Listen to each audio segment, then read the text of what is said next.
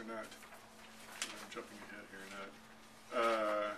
In point of fact, the average worker in 1940 retired at age 68.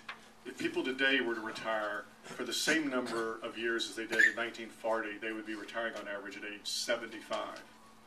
And you go out and get another about 50, 60 years, and that number would be 80. So this just shows you that the number of years in the system is actually having a big effect. So I wanted to argue that I thought this was a budget for a declining nation. I've done several studies. If you give me a card, I'd be glad to make available. In fact, I forgot. Some of you did this when you walked in. The one thing I get out of all these talks is if you're interested in a column I write, give me your name and email if you're not on it. And if you don't want to be on it, don't sign it. You can pass it. Make sure it goes from table to table. So I did 3 studies. One was on what's happening to the budget for children, what's happening to the budget for investment, and one is what's happening to the budget for mobility. And they all roughly said the same thing, that basically we're scheduled to give children smaller and smaller parts of the budget, smaller and smaller shares of GDP in terms of our budget. In terms of investment, we're scheduled to put less and less investment. This is slightly different but overlapping sets because investment has physical capital investment. The children's budget doesn't, but the children's budget has other things that are beyond education. And then finally we did a little study on mobility, which was a little more complicated because actually there is a fair amount of money put into what we might call mobility enhancing programs, but they largely are things in the tax code for like home ownership and pensions, and those largely don't go to lower moderate income people. But that budget, at least particularly for the bottom half of the income distribution, is scheduled to be in decline too. So basically, almost anything you can think of that we normally think of as growth enhancing is scheduled to go into decline in this type of budget. And it's not hard to explain because the numbers I just showed you on things like Medicare and Medicaid, other things like that, whatever good they do, and I'm arguing they do a lot of good, I'm not arguing against them as a program, but they are consumption oriented. And if that's all we're going to spend our money on, then I think that's a budget for a declining nation. So let's dodge issue of even these budget numbers and the growing cost and how that affects everything, and let's ask whether we're even doing things well within these programs. And I think we would know pretty well from the current health debate that we're not. I mean, what were some of the issues that came up in the healthcare debate, right? We favor acute care over preventive care. We're stuck on this path. We again, my first comment, we say we can't get off this path. These good things are happening to us, but we can't do anything about it. So we continue. It's not just we've always favored acute care over preventative care. We still do it. There were a couple of minor adjustments in this Reform Act to try to get at, but not very much. We favor specialization over primary care, even though there's some evidence that primary care actually, on average, helps more people than does specialization. You know, it may be, these $100,000 a year pediatricians versus the $300,000 a year surgeons. The surgeons do really complicated things, but for very few people, and the pediatricians treat a lot of people. And of course, I talked to the head of a drug supply company, or not drug manufacturer, but actually a drug company that was actually inventing things. Is of course we try to invent things that deal with chronic care rather than cures. I mean, cures are one-time shots or pills. We want people to be taking these pills for 20 or 30 years. Well, but that's the incentive of the system. I mean, that's the we already know that's the system we have. So even if we want to spend the same amount of money, this is not a very efficient way to do it.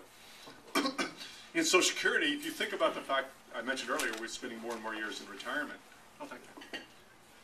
That we're spending more and more years in retirement. You think about it, that also has implications. Among the biggest implications are that larger and larger shares of Social Security cash payments go to people further and further from death. So one of the numbers I've projected out is, well, what share of Social Security benefits go to men? Because I have enough data to track men back. What shares goes to men with more than 15 years of life expectancy? It turns out it used to be, more than 10 years of life expectancy. It used to be over half went to them. Less than half went to men with more than 10 years of life expectancy. Now it's close to 2/3. So we're putting more and more of that money into people further and further from death when they need it. All right, so how about the president's budget? I mentioned earlier I was going to show you a little slide on what's happening to interest cost. This is actually President Obama's budget. There's this big debate that the Democrats felt that they had last established a budget where they were able to enact all sorts of things they hadn't been able to enact for 20 years. It was almost the same rhetoric I remember when when Reagan won the presidency, that they were able to do things that had never been able to do. This was wonderful. Of course, much of the spending was not paid for, right? Because it was all part of the attempt to stimulate the economy. So I actually look at President Obama's budget, and I look at the difference between what's going to happen in 2009 and what's going to happen in 2015. And by 2015, the hope is that we have about $1.1 billion more in revenues. $1.1 trillion more in revenues. This is annual revenues, okay? Within 6 years. Now, that's 6 years of economic growth, so that's 20% growth or more, even in normal times. And with recovery from recession, it's a hope that it's even more than that. So that's where the revenues come from, economic growth and recovery from recession. And so I ask, okay, well, how are we going to spend everything in the government's a balance sheet? You guys understand how to explain it. So where's that money going to be spent? And so here's sort of where the big items of increase go. And the biggest item you might notice there is not some new social welfare program. The health reform number, even the health reform number, is small relative to Medicare and Medicaid growth in the existing program. The biggest number there is net interest on the debt, which would grow by $320 billion even by 2015. And the next biggest item are all the health items, which are I think about $230 billion. I haven't added them up recently, but it's roughly in that range. Are the health increases, and then Social Security gets about $120 billion. So those are the big items. You say, well, there's still $400 billion left over as a residual.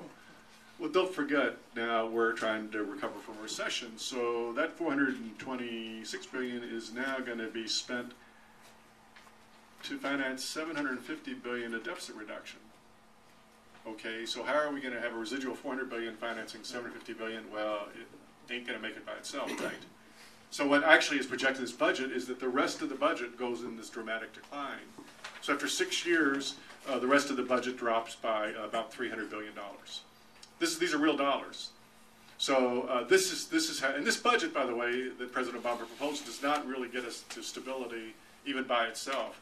So it's just another way of showing this enormous squeeze that's taking place on everything else, partly because of health and retirement, and partly because of these rising interest costs that we're expecting on the debt. And you might say, well, gee, some of these things are easy to do. You might say, well, defense, that doesn't look like that much of a cut. But a cut of real dollars after 6 years of economic growth means some or another you've got a lot less soldiers and sailors, right? I mean, presumably each soldier and sailor is going to be paid 20 or 30% more in 2015 versus 2009. If you're going to be cutting real dollars from there, you better be cutting out a number of those people out of the armed forces. Now, hopefully we can do that. Hopefully we don't need them. But I just want to make clear that having that type of cut over 6 years in programs have some very, very real impacts, especially when you think about wages in the economy and the people that are affected. Okay, I said I was going to try to